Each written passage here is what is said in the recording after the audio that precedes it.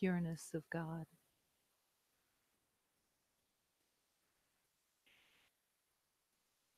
The word pure is used pretty loosely in the world, but to really come home to the purity of your heart and mind has nothing to do with morality. It has nothing to do with shoulds or shouldn'ts. It's the natural place where you belong in the purity of love because it's what you are. What you are that isn't yet fully known to you, and for some, not known at all. And yet, the promise is there, the calling is there, and the way is there as well. And what it really calls everyone to is the courage, the inner wanting. The inner wanting is what you come to in the quiet silence, the intimacy of your relationship with prayer, meditation, quiet. What happens in the quiet that is so wanted? It's where you really discover yourself. All of the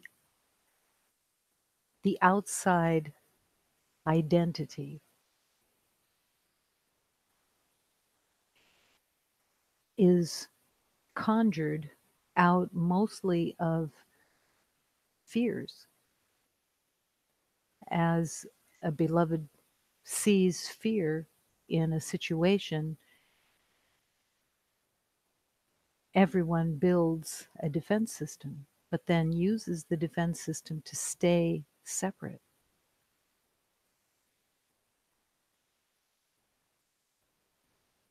It's like building a really safe house. You build and you build and you build this safe house, and you make sure that your windows are safe and your doors are safe and everything is safe. And how quickly can you be safe in that space? And as you're making these plans for your safety, you eventually discover that you've built a prison that has no resemblance at all to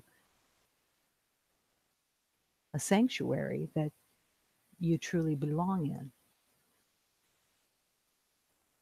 A sanctuary doesn't protect, it doesn't defend. It's where you rest, it's where you gather strength and the willingness to release all the fear. You can't you can't love and be fearful. It doesn't they cannot be in the same place.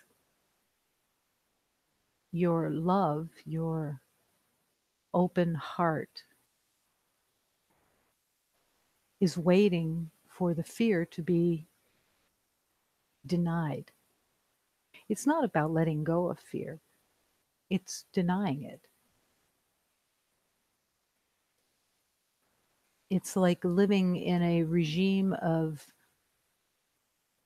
limitation, and you believe that everybody agrees with you, but it's all made up, no matter who's agreeing and who is going to step out of the fear.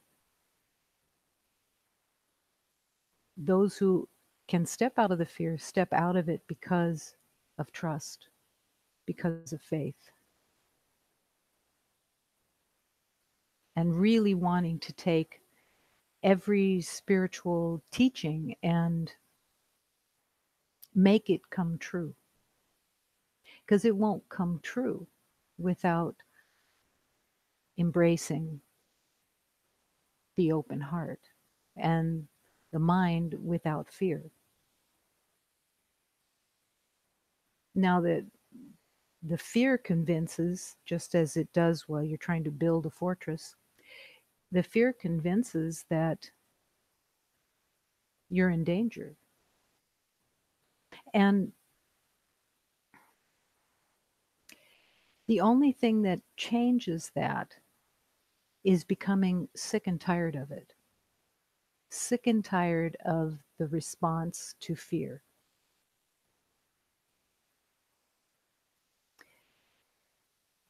It's like you're given a script and you memorize the script as your own. And the bottom of the script says, and you will be forever in fear. And at some point, you're going to look at that script and you're going to say, that's not what God says. That's not the teaching of God. Why am I believing this? Why am I giving this the respect that I'm giving to it? It doesn't deserve my respect, and it doesn't deserve my reaction. Now, those are beginnings, but they're an important beginning because the ego really has a lot of attachment to the story. And the story says, I may be the only one in this world, but I have to hold on to fear because I have a different understanding of fear than everybody else. It's actually not true. It feels true. It feels true because the narcissism of the ego says, this is what I know. But it is definitely seeing the emperor with no clothes. All of the fear that is held has no truth and no value, not for anything. Doesn't matter what you conjure up in your mind, it's not the truth of you. It has no value, it has no reality. The only reality that it has, if you want to call it that, is when you react with it. Then it's like, all right, we're still in charge.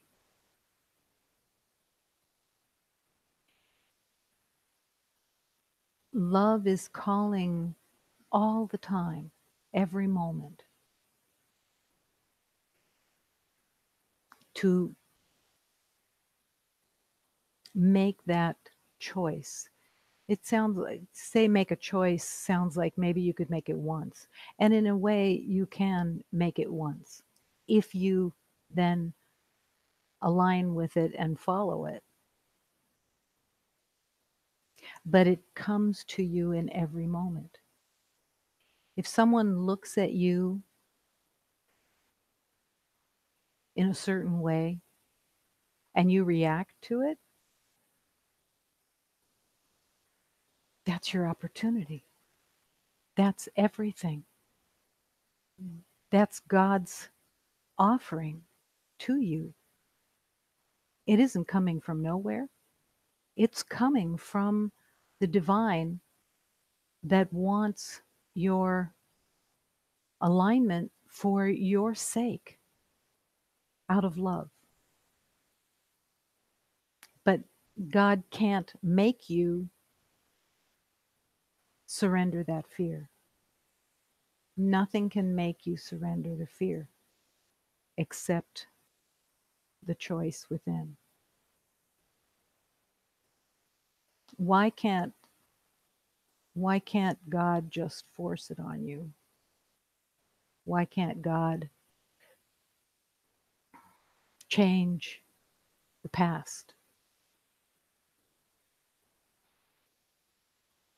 If we were puppets, which some would like to be, but if we were puppets, then yes, we would continue to be puppets and just be put wherever, but you would have no free will. You would have no, you would not be the creation of God, you would be the puppet of God. And you would have no decision to make. But you do have a decision to make, because the truth of love is what we stepped away from. We chose a nightmare, a dream that said you are unworthy of love. That's the main agreement. You're unworthy of love. Now you have to prove yourself. Now you have to really prove yourself, prove that you're worth it. And the only way that the mind that belongs to the world thinks it can prove itself is by doing, by being nice. But what happens is the split. So the split says, I'll outwardly be nice, but inwardly I will judge. I will defend. I will hold myself to myself, all the while being fearful. Because when we make our own decisions through the mind from the past, we're always then afraid of those thoughts and those decisions, because they're all based on what we've already known and what we've already walked through and our old identity. And it just keeps the circle going in the circle. So every spiritual prayer, every teaching is all the same calling. Come. Come out of your little world that you made and come and open your heart. Open your heart. Seems so easy. But when you're sitting with your heart closed and judgment is going on because you can't stop the thoughts, it feels like a separate world.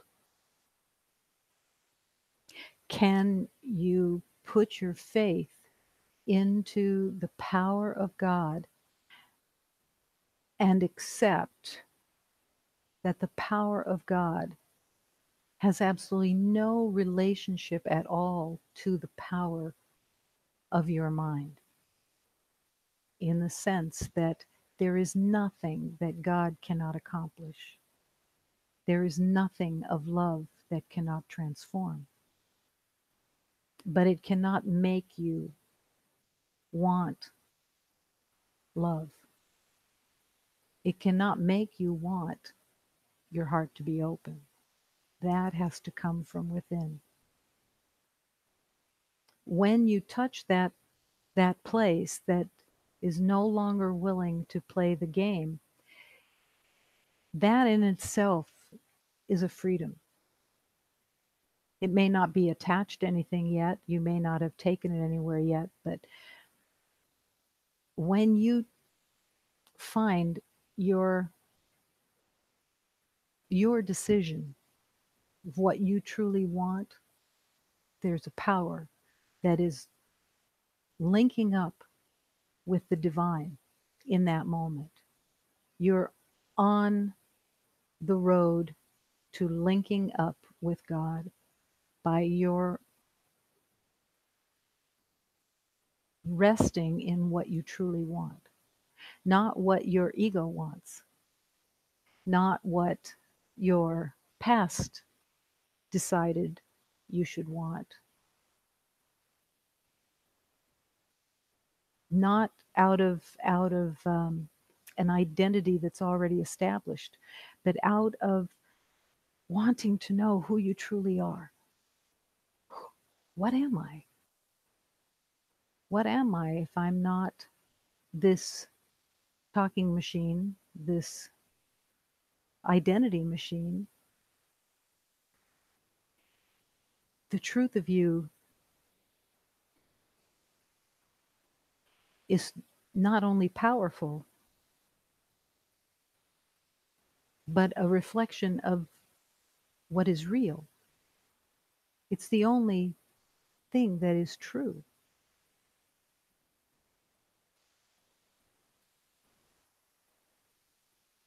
The feeling of separation is what everybody feels. And when you have a sense of being separate, the next piece of that is the belief that you have to protect yourself. You're all alone. Protect yourself first. That's the motto of the ego.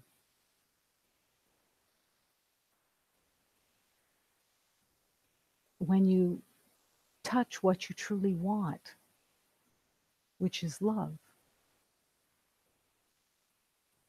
there comes with it the relinquishment of your defense, of all defense systems. Now, the ego is going to say to that, well, then I'll just die because I need to be protected. You don't understand. I have a lot to be protected. Challenge it. Challenge the lie. Challenge the story of needing protection, of needing defense, of calling your defense systems to be activated. What can you do instead? Let this be the first day of your journey of love.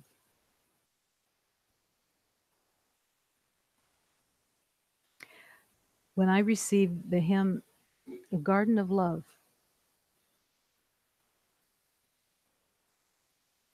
that was a direct hit.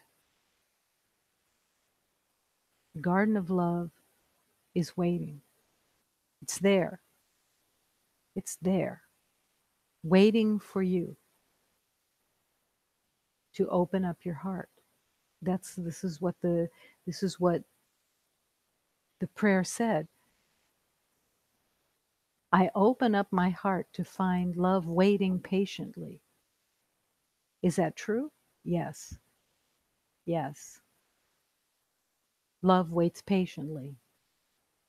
Do you want to go to another lifetime and have it wait again? Probably not. So the healing is, I struggle to break free from this world of illusion. It's an ownership. I struggle to break free, not the world is attacking me. I struggle to break free from the world of illusion that I've made.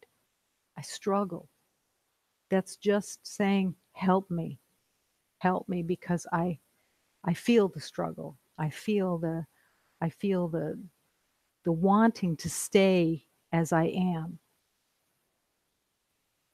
But I struggle to break free from this world of illusion. Please help me find my way. Please help me find my way to the garden of love.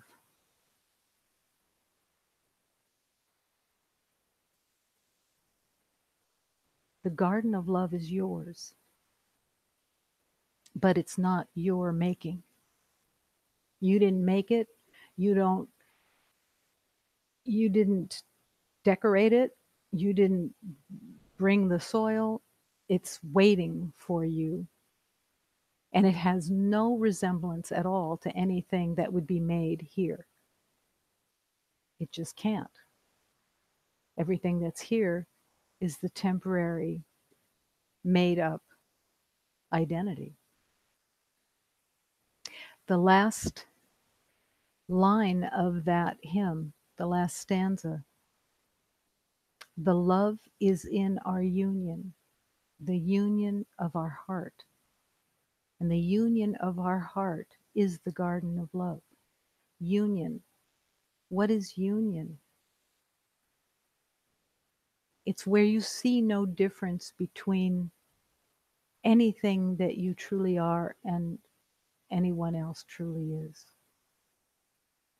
And when you don't see the union, when you don't see the perfection in another, you stop and you demand to yourself that it is your job to see the truth of every beloved.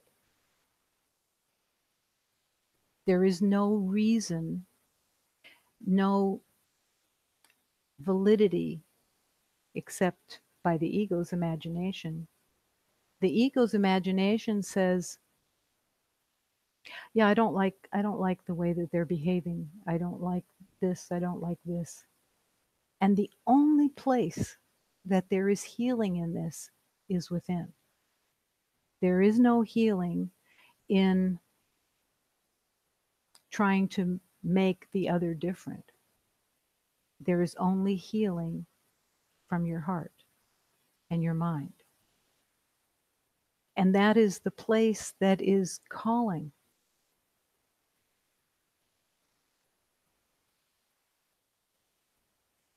There is no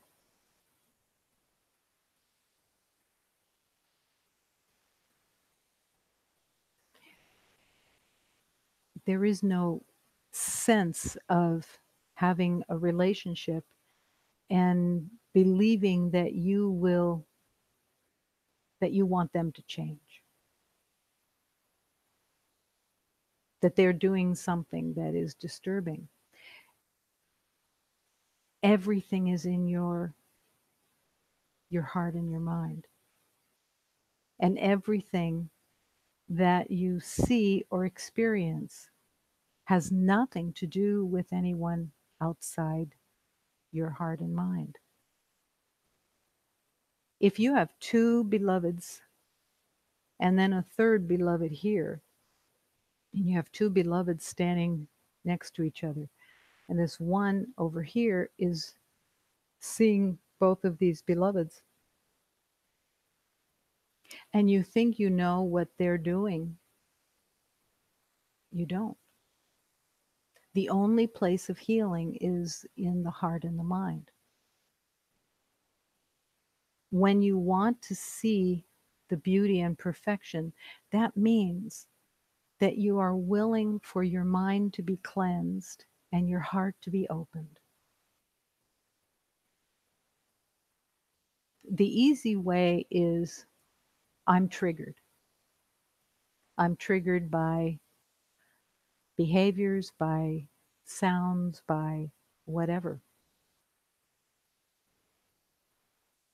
Unfortunately or fortunately, it's not possible to heal through somebody else changing.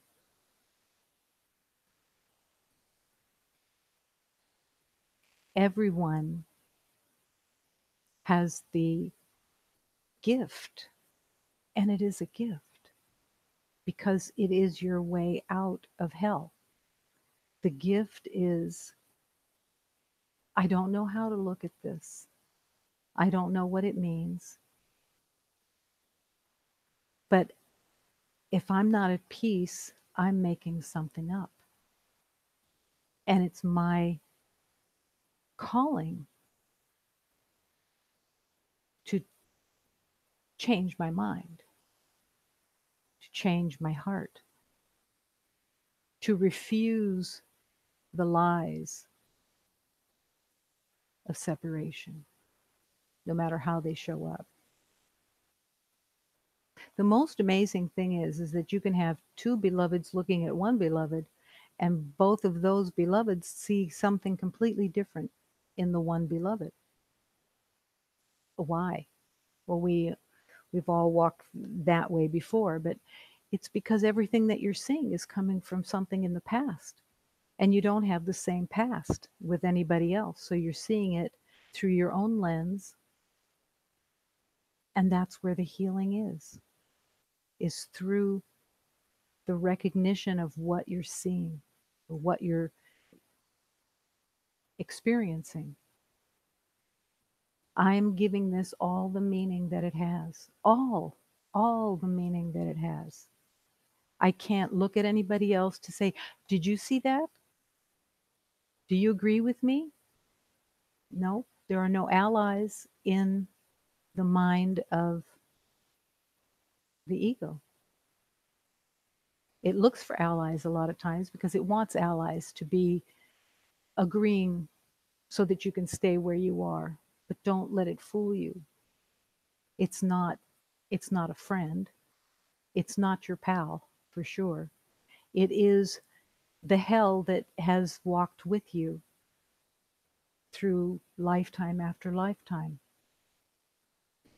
And now is the calling to really heal from the lies that are made up in the mind. It doesn't matter what the mind says. The mind says, I wish I had more hours in this day. Right then, wish I had more hours in this day. For what? But if you give the hours to God, you're not taking those hours and saying, I'm going to make something different. I know how it should be. No, it's surrendering to God. Take all my time. Take everything that I think about time and let me let it all go. And you direct my time.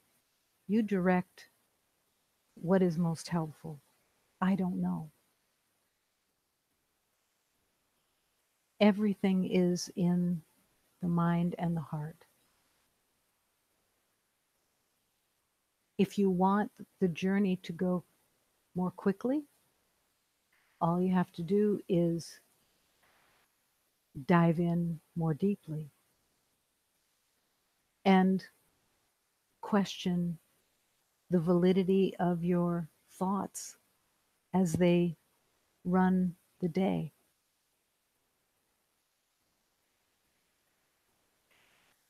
God is not the enemy. There is no enemy. But the fear of God is a fear of losing control.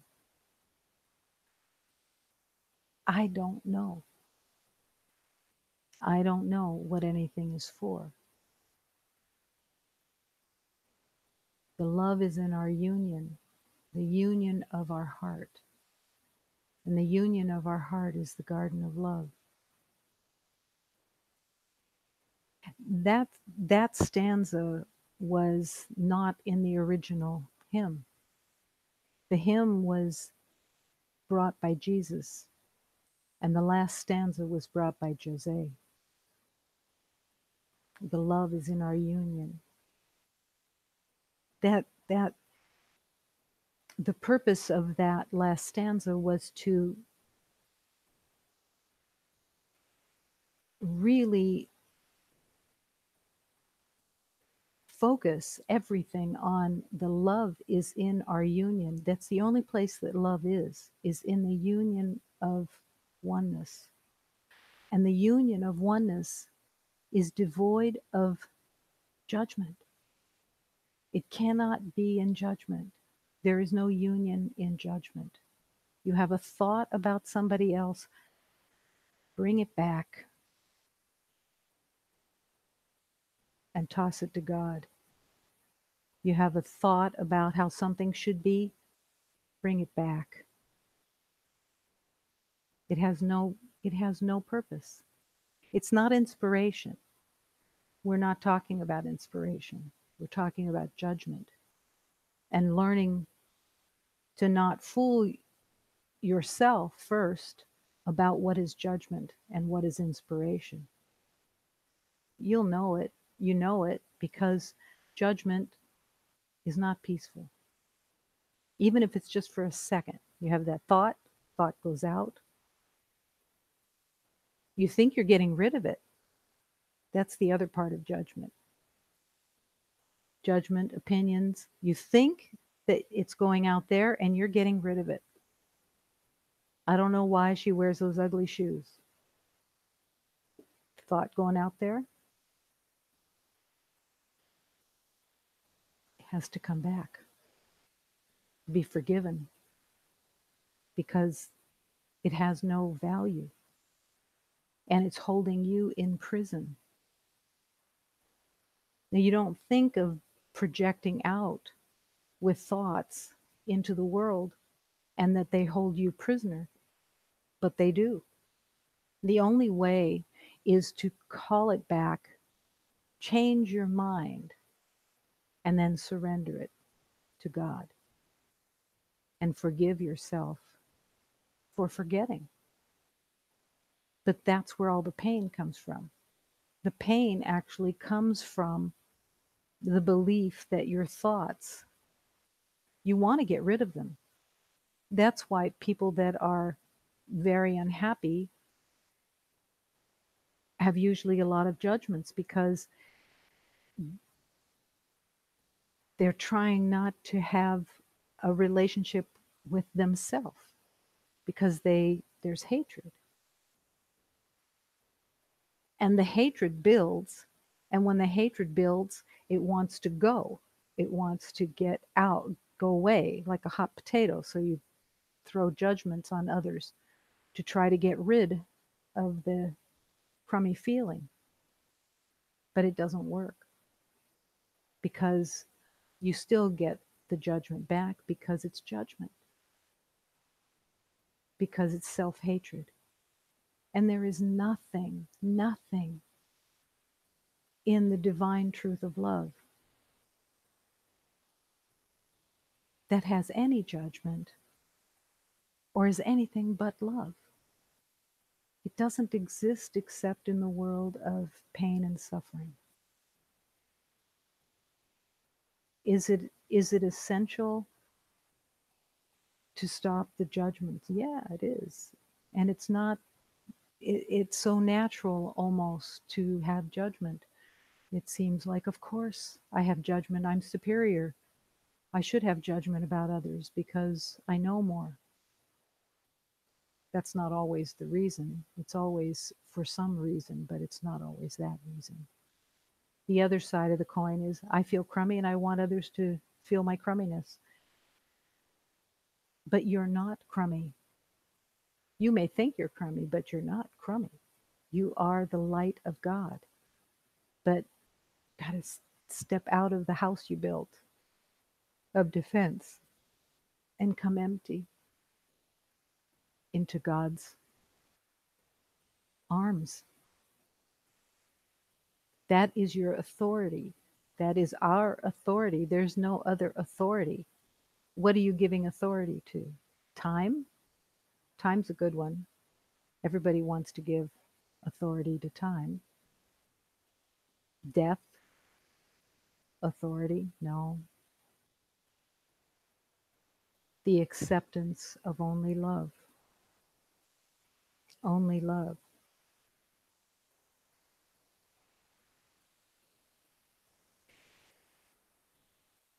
This hymn calls the same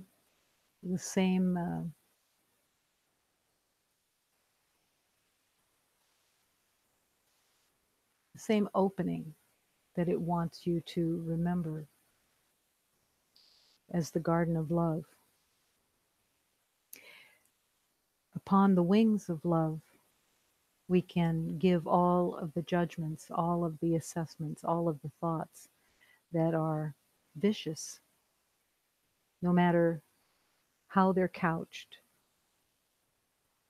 They're not love. Over the mountains of despair, we will rise above. Over the heartache and the pain, upon the wings of love. The healing of our savage heart gently by the dove, miraculously transforming us upon the wings of love. Terrible mistakes we think we've made, regrets we've undergone. Sometimes the hopelessness makes us forget the sun at dawn. All delight and joyousness, the tender mercies of Jesus, who carries our burdens upon the wings of love. Jesus, who carries our burdens upon the wings of love. Terrible mistakes we think we've made, regrets we've undergone.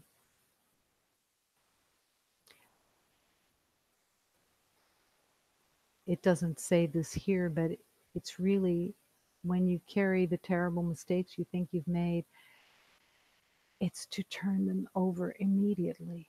Immediately. It doesn't matter where they came from. It doesn't matter what brought you to that place. Let the light shine into the dark places that you hold your secrets. Whatever the secrets are, give them, they have to come to the light and then be given to the divine. Because whatever secrets you're holding, they're lies. They're not the truth of you. They're not the truth of creation. If you deny them, then they become real, in the sense that if you hide them, they become real. If you deny them and give them to God, you can be free because they mean nothing.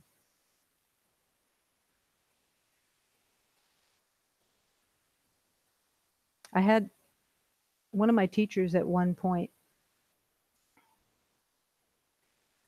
sometimes teachers become brutal,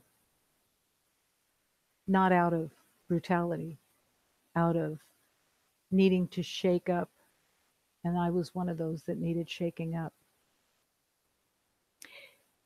And my teacher said to me, I said something, some unconscious, blah, blah, blah.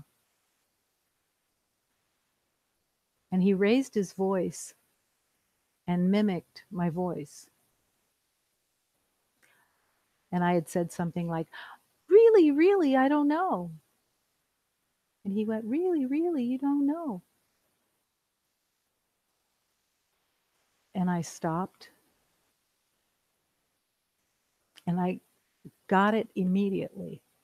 Surprise, I did get it immediately because I knew where that voice came from. That voice was the hysterical voice that I would have sometimes when I was ungrounded and in my head, and he was bringing it to my awareness so that I could change my mind. Because that wasn't me.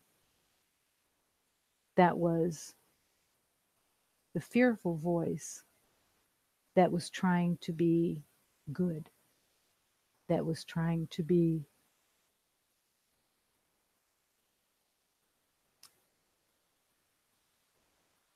right and good. So even the voice was part of the strategy of the ego. And I'm not saying that so that, oh, it's God, it's another thing now I have to pay attention to.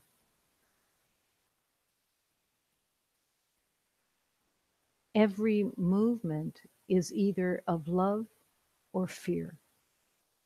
Every thought is of love or fear.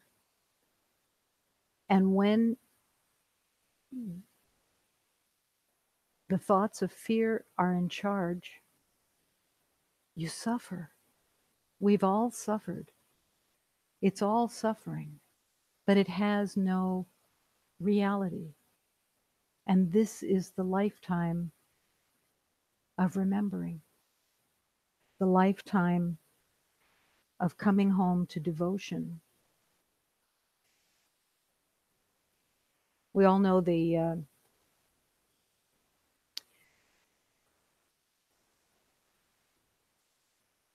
poem of Hafiz. I don't want to touch anything in this world without recognizing the truth of love within it. I don't want to touch anything without seeing the love of truth within it. That poem is short, but it's so purposeful because that's the purpose. That your happiness is God's will. And that when you are resting in God, you are in God's will. You've joined your will with God's will as you rest in God. You can't rest in God and judge. That's not possible. So it's one or the other. And when you rest in God, you rest in the trust that everyone that has rested in God has come out the other side. That there's never any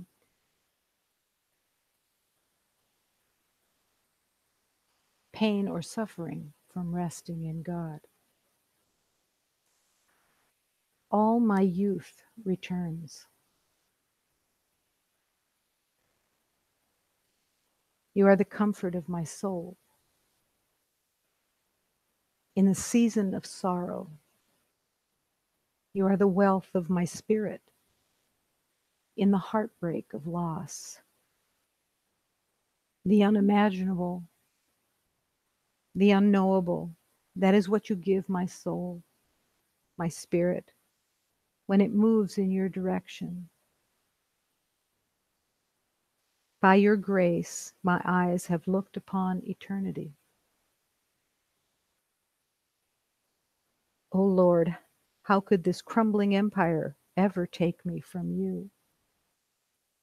The voice that sings your name is sweeter than midnight sleep, more graceful than the song of a royal poet.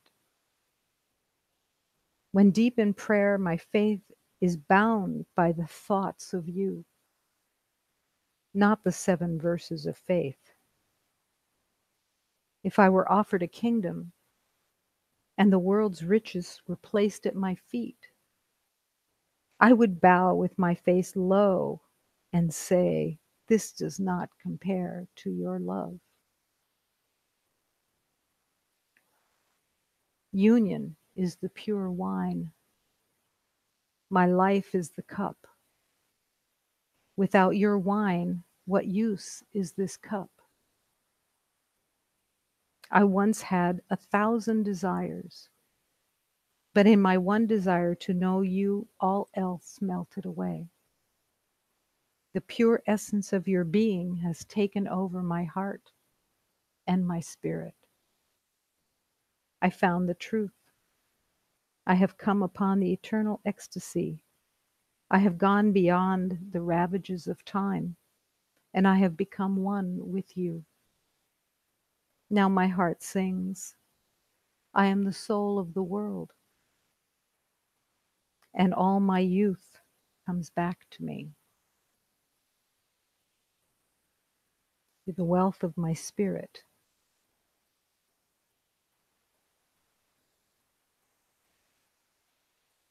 By your grace, my eyes have looked upon eternity. It's all in the faith and devotion. I sometimes refer to the journey of love as the release from addictions, because every thought, every judgment is an addiction to a life that isn't the truth of you. Is it any different than the addictions that people, beloveds, have to alcohol or drugs? No, everything that is not the truth of love comes from a place of addiction. It's what we become addicted to believing that we're going to be protected and defended, and that we're going to finally know. Some of the deepest teachings are the realization that I can't know. What could I possibly know that is of truth? But you're here, everyone is here in the schoolroom of love. The deepest place is the I don't know. It's not about trying to battle with the ego, trying to get it to shut up. You can turn away for sure, but the surrender, the I don't know, is actually the surrender. When you accept that you don't know how to look at something, what it's for, what it's all about, who you are, what anything is, you're surrendering. You're surrendering all the past made up ideas that have no value, and your youth returns because you get to begin again. You get to let go of the past. The child that I thought was dead, and I truly thought the child was dead, the child that I longed to meet again, that when this child was 2, 3, 4, 5 years old, there was an innocence of love that peeked through the nightmare. But it goes beyond that. It isn't returning to that child and making do. It's the child being freed from the lies. It's the child, the innocence, opening, where there are no enemies, where there is no one that was believed to be the culprit. God created that child, the innocence. And that innocence is waiting to be embraced. And as you embrace the truth of the innocent child, the lies of the knower can drop away. When you're an innocent child, you don't care if somebody else knows something that you don't know. You're not in competition. You're happy because innocence is peace. You have nothing to prove, nothing to defend,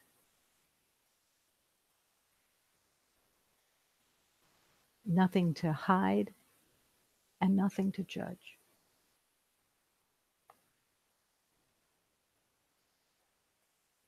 As soon as a judgment comes into your mind,